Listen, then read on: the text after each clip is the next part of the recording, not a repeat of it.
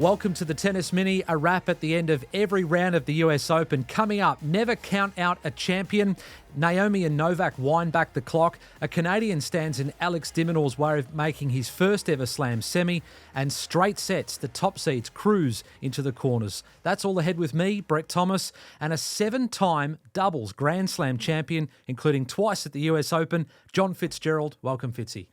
Thank you, Brett. Great to be here. It really is. Yeah, great to have your company. So much to talk about at the US Open, but we want to start with two of the highlight matches in the fourth round. We mentioned a lot of the top seeds were cruising. So two of the matches that we've picked out were straight sets, but big results to talk about, especially for a young Canadian. Well, Felix Auger-Aliassime, it's always a tongue twister that for me, but I like to just refer to him as Felix. I've been a fan for a long time. He's a player to me, though, Brett, that hasn't achieved his potential. I think his athleticism and his ball striking ability is as good, nearly as good as everyone in the world. He probably doesn't hit the ball as heavy as Alcaraz and Sinner, but a great ball striker. But I've just always thought that his strategy needs to improve. I just don't think he picks the right shot to hit enough times in a match to beat the great players. And I'd love to see him do it. I don't know whether he hasn't learnt it in his early career or whether he hasn't been coached it, but I think he has to improve that aspect of his game if he's going to go the whole way. But he's got an opportunity now against our Aussie to go one step further towards a semi-final. Yeah, he's taken a couple of big scalps now, Zverev and Andrei Rublev. Rublev had a horrible record against, only beaten him 1 in 8 attempts. He's a breakdown in 4-2 in the first set and then dominated from there on in. So has there been a change in the way that he's playing, either technically or mentally? It's funny, in a way, I put those two players in a bit of the same category. Rublev is a bit of a one-dimensional player. He's a great one-dimensional player, but he plays the same way all the time, to me. He's obviously better than that, but I'm comparing him to the Sinners and the Alcarazes and the Djokovic's, all those great players. So it's a tough school to be in. But he needs more variety in his game too, I think. And Felix probably has played against him a little bit head-to-head, where they're both sort of banging the ball hard from the back of the court with maybe not quite as much strategy as I'd like to see. Now, easy to sit on the side. When they're hitting the ball as hard as they do in the modern game, it's not easy to snap your fingers and start to throw in different types of shots, short balls, off-speed balls, higher looping balls, and then coming to the net a bit more. So I wouldn't say they've both had the perfect all-court game yet, but I see them as a bit similar, those two. And obviously, finally, Felix has really got the better of him. Yeah, he'd had an unremarkable slam season, second and first round appearances. So this is a little bit out of the blue. 42 winners, 33 unforced errors. So I guess the match was decided on his racket. Well, I'm one of those guys waiting for him, but I have been waiting for about 4 or 5 years for him to really break through. And I've had my doubts that he's actually eventually going to do it. In terms of his athleticism and his ball striking, he should be at the back end of these big tournaments more often, in my opinion. So, unfortunately for Felix, I'm on the Aussie side in the next round, but I'm a fan of Auger-Aliassime, and I hope there's times in his near future where he can go really deep into these tournaments, because I think he's great for the sport. Yeah, absolutely. And maybe this is his coming-of-age tournament, although for Australian fans, we hope not. The other match of the round, which was blockbuster billing, Naomi Osaka, Coco Gauff, the master and the apprentice. They met in 2019 when Coco was just 15. Their careers and lives have taken a different path since then, but it looks like Osaka's back 6-3, 6-2 in 64 minutes. That's a telling victory. Very, very telling. And it's pretty exciting for the sport, I think, if she is indeed back. Now, one win won't do it all, will it? But to play one of the best players in the world, a multiple Grand Slam winner, on that home court, well, it probably feels to Naomi like she's going home. Yeah. She felt so comfortable there many years ago. A really interesting turn of events for me. And look, I love the way Coco brings to the sport, but I think it's very exciting to see a former champion, Naomi Osaka, who's one of the great ball strikers, back in contention. You never know. Now that she's beaten Gauff at this stage of the tournament, she might be hard to stop. Yeah, 4 of 4 from breakpoint opportunities. Gauff, not one breakpoint opportunity. So do you think Naomi is back as a consistent Grand Slam contender? Well, look, that scoreline is interesting. If you lose 5 games to a player of the caliber of Coco Gauff. You've hit form at the right time. You're feeling pretty confident. Pretty hard to put a player like that away. Very difficult to beat those players, but to beat her convincingly like that, like I said, pretty telling and exciting for the sport. Do you think Coco is a little bit off her game at this tournament? So much talked about with her change of coach and trying to adjust her serve, eliminate double fault. She double faulted on a set point. Do you think there was a little bit going on with her game that just wasn't quite right? Well, I guess one double fault on a break point happens to the best of us, some of us more often than not. But at that level, if you don't continue to improve, you might stagnate. So hats off to her. She's trying to improve facets of her game. But it sounded like with her body language and some of her verbal comments that she didn't feel totally comfortable. But you got to give Naomi Osaka credit for a lot of that. Yep. We know that somewhere back there in the past is a game that is staggeringly good. And if she can come close to that level again, it won't be the last time she beats these top 2 or 3 players. Yeah, Coco said to her box toward the end that nothing was working, but hats off to Naomi Osaka through to the quarterfinals. Time now for a segment called Stocks Up and Stocks Down. Fitzy, it's New York, Wall Street. You get what we're rolling with there. We know that you're a positive guy. So let's start with Stocks Up. And this really actually was the match of the round. Barbora Krejcikova saved 8 match points against Taylor Townsend and somehow won. It was really classy in terms of her response to the crowd afterwards as well. You ever been in that situation where you've had either multiple match points on your side or that you've managed to save and win a match? Both. I had match points and lost matches plenty of times, and there are, on occasion, you're down match points and you find a way to save them and you win. So, the game of tennis is never over until it's over. There's no time frame. There's no set time frame, and you can be down heavily in scoreline and come back. So it takes character. Krejcikova's got that. She's past Grand Slam singles champion, multiple doubles champion at that level. A bit underrated in a way. She's a very, very good tennis player, and she obviously believes she could do it. What I find, I think, in my distant memory, thinking about, when you do this in a match in the middle of a tournament, it can loosen the shackles. It really can. It make you think, well, I was down and out. I was gone. I'm still alive.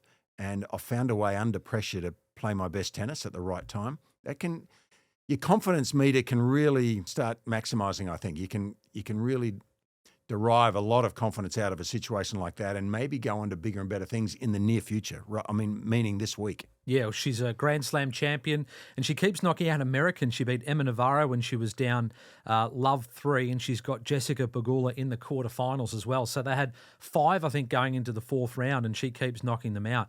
We touched on Alex de Minaur in terms of his next matchup with Felix Auger-Aliassime, but he can do no wrong at the moment. A big win against a Swiss qualifier, Leandro Reedy, who we didn't know a lot about. Convincing. In that first week, if you play a lot of long matches, you look at Tommy Paul and what happened to him. He was exhausted at the end of his 3rd round match, it appeared to me. If you can win matches in the first week quickly, you save that energy and those levels of energy for the business end of the tournament. And that generally only happens to the really, really good players, and probably the great players. You see the scorelines of Alcaraz and Sinner, how much energy they're saving in this first week. So they'll be ready to go in the second week. So Alex was a little lucky to get that default. He was coming back, probably would have won the match in the previous round, but this one helps him. It helps him. He's got on the court and off pretty quickly. He's got another day to recover. That'll stand him in good stead, I think. Yeah, he's got Felix next, as we mentioned. Trails that head-to-head record 1-2, but they've never met at a Grand Slam. And then Sinner looms in the semi-final. Have you seen anything in the Demon's game that says he can finally challenge the power of Jannik Sinner? A deliberate hesitation, I think, Brett. Look, it's a bit like a heavyweight against a featherweight in a way.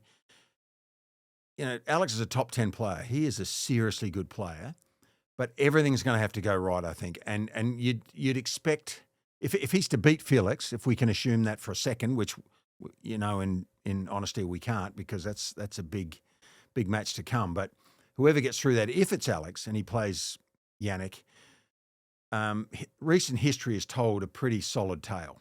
And it's the power of Sinner that is just overwhelming. it's like he doesn't miss, but the ball is coming like a freight train at you all the time. And that's hard for a player of the stature of Alex de Minaur, as great a player as he is, to deal with that, especially over 5 sets. If it was best of 3, it can be a different story. I think Alex would acknowledge that. He's going to have to play out of his shoes to beat Sinner at this stage of a Grand Slam, especially after Sinner's reasonably rested so far. Yep. To take it up to him. It's a 2-horse race. It's not beyond anyone to beat a great player at any given moment, but it's always harder, I think, at the slams than it is in a normal tournament where it's best of 3 and you can shock a player early, quickly, put them on the back foot and win in 2 straight. Yep. Winning 3 sets in a best of 5 is a whole different story. Yep. Yeah, absolutely. He's a puncher's chance, though. But can he do it? Yes. Yes, he Yeah. can do it, but the odds are against him against Sinner, I guess, at this stage. Yeah, Sinner only dropped 3 games against Sasha Bublik, 6-1, 6-1, 6-1, and Bublik hadn't dropped serve at the tournament up until then. Speaking of timing your run, Novak Djokovic didn't play after Wimbledon, and he has just kind of snuck through, if you can call it that, to another quarterfinal at 38. Well, he's a phenomenon. If you can describe him any other way, it'd have to be something even more exaggerated than that. But what a player! It makes me shake my head every time I think of his record and what he's done, how he's handled his body. Everything he's done as a professional is just staggering to me. You know, in my lifetime, I never thought I'd see 3 players that we've seen over the last 15, 18 years in the men's game. So it doesn't surprise me. Nothing surprises me with Novak anymore. In fact, I stopped being surprised about 10 years ago. So I take my hat off to him. His record is the best we've ever seen. He's certainly one of the great players, not just in this era, but so I'm not surprised. And don't back against him too heavily. Yep, never count him out, we said off the top. Question without notice, if he was to win his 25th major and go past Margaret Court, they're equal at the moment, could he do a Pete Sampras and actually retire and go mic drop, I'm out? I'd be disappointed if he didn't retire at the Australian Open. Yeah, true. Yep. Where he's made his name. He's entitled to do anything. You know what? I think he'd come back here, and if he could win that, I'm not inside Novak's head. I don't think anyone would be, but I'd love to think he'd come back here, and if he had it in the back of his mind to stop one day, let it be the Aussie Open. Yeah, fair call. Absolutely. And a stock's up as well for Wimbledon not copying the US Open's lead by changing their mixed doubles format. So they'll keep it the way it is, which I'm sure you're happy about. You see the tradition in me, do you? Yeah. Yeah, look, I don't know. I didn't have a real good look at the mixed doubles format. It's like an exhibition, I guess. A highly paid one. And a Grand Slam, which is the same as all the others. Grand Slam title, all of that. It's up for debate. It might be a brave move. It might be a good move or not a good move. It remains to be seen, I think, that whole format. Yeah, well, Wimbledon sticking with tradition, as you'd expect. Time for stocks down, and we've spoken about this. There was a Kamil Majacek had just won a game, I think, against Kachanov, signing autographs. Young boy comes down, gives him his hat, and an older gentleman snatches the hat off him. The internet did its job, tracked down the young boy, finally got his hat. Now they've tracked down the man who stole the hat. Turns out he's a Polish millionaire, which makes it even worse. And he has now issued a grovelling apology, Fitzy. Well, good on him. He apologised. Hey, look, in that situation, don't you always think he's only got eyes for me? Maybe he thought he was looking at him to give him the hat. That's what he thought. Who knows? Yeah. Who knows? I don't know. But look, he's issued an apology. Good. I'm wondering where the hat is, though. The hat's now with the boy. Oh, is it? I believe. A second hat or the original? Yeah, that's a good question. Probably a second one. Yeah, it could be a second. Look, I'm sure Camille has a few hats. You're a man of many hats. But how much have you seen it change in terms of signing autographs now into selfies, Fitzy? Because you're a popular man around Melbourne Park where we are. Yeah, well, I don't take too many selfies of myself for really good reasons. Okay. Very, very good, obvious reasons. Yeah. There's a lot of both, isn't there? But probably mainly selfies these days, I guess. Yep. When it's all said, the fans love coming. They make the tournament in the end. Yeah. And without them, professional sports are just not the same thing, aren't they? So I love it when the fans get involved and they're enthusiastic, and they certainly are at the US Open. I'm a bit biased about our Australian Open, though. They're incredible here, the fans. They're an educated fan base. And, They're what makes the tournament for me. So the more selfies and the more autographs they ask for, that's fine by me. Yep, yeah. One of the great things about the Grand Slams is that you can get down close and get an autograph. And stock's down for Elena Rybakina, loss to Vondrasova in 3 sets. Hasn't made it past the 4th round of any Grand Slam this year. So let's hope she's back at the AO. I'm actually a bit sad about that because when she won Wimbledon, in the year or two after that, she lost here in a gripping match a year or so after that Wimbledon win. She had my full attention. I thought she was going to be a multiple Grand Slam winner.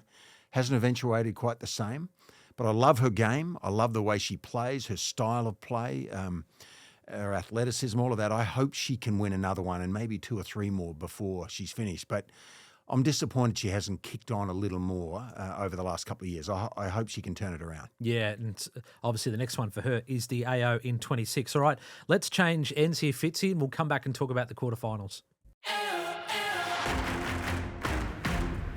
Welcome back to the Tennis Mini and the man of the hour, Brett Thomas. Fitzy, very well done. We've talked about the round of 16. Let's look ahead to the quarterfinals. The matchups we're looking forward to, and this is big. Amanda Anisimova, Iga Swiatek. If you want to face your demons, do it in the next Grand Slam. That may only go for 12 games. We don't know. That's what happened last time, didn't it, in the final of Wimbledon? But I think Anisimova would be more comfortable on the hard court. She is American. Yep. She'll have the support of the crowd there. But a big moment for her to re-engage, I think, at that top level and prove some doubters wrong after that difficult experience that she went through.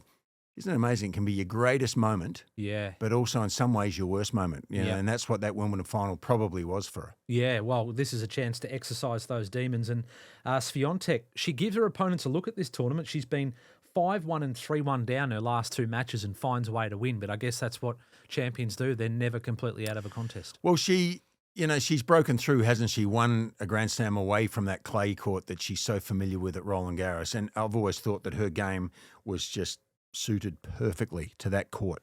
A little bit of a convex shape, that hard, I think it's a limestone base, but hard like cement, and the ball gets up high and it just suits her forehand, her serve forehand style of game.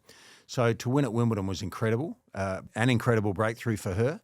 And we know she's good on the hard court as well, but I think clay remains and will always remain her number one go-to surface. But you'd rather play her on a hard court, I think, than on the clay. Yeah. Well, Sam Stosur was managed to, was good on clay and also hard court as well. So we'll see how that goes. Speaking of facing your demons, Novak Djokovic, Taylor Fritz, they've met 10 times, 10-0 to Novak. Is this the year that the American can break through? Well, if you're going to answer that honestly, you say no, because 10-0 tells a very strong story.